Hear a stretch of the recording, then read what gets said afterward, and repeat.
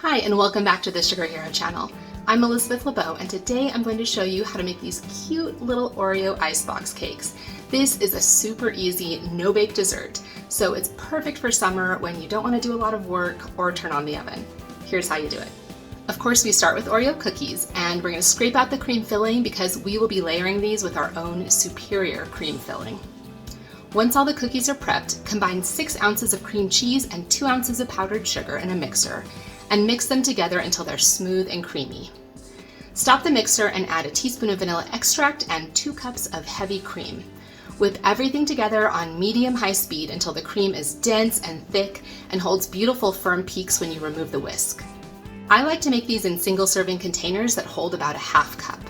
Pipe a little bit of cream on the bottom of your jars. Then place an Oreo cookie on top of the cream and press it in gently. Pipe a swirl of whipped cream on top of the cookie layer, then add a layer of fresh berries. This is actually optional, but so good because it helps cut the richness of the cream and cookies.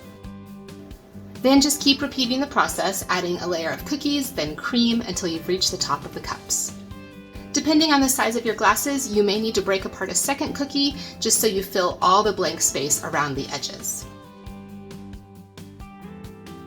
Finish these off with one more swirl of whipped cream, then add whatever garnishes you want, like chocolate curls or fresh berries or mini Oreos.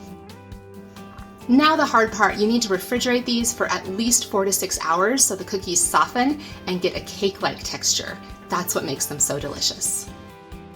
These are so good. They look fancy, but as you saw, they couldn't be easier to make. Definitely the dessert of the summer.